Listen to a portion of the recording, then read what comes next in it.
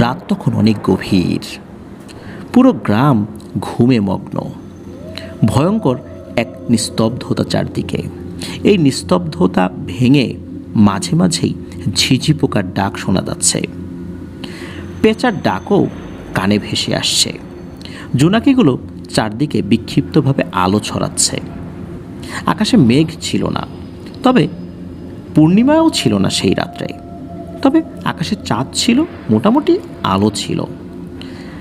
ক্ষেতের পাশে একটি কবর ছিল। মূলত গ্রাম থেকে এক সাইডে হওয়ার কারণে ওই কবরটি অনেকেরই চোখে পড়তো না। তবে মাসখানেক আগে কবরটি দেওয়া হয়েছে, কেউ ওই দিকটাতে আসেও না। কিন্তু ওই কবরের কাছে একজন আসছে, হাতে একটি কোদাল নিয়ে। উদ্দেশ্য খুবই খারাপ। কবরটি খুঁড়বে, তারপর ওই লাশের দেহ থেকে মাথাটা নিয়ে যাবে।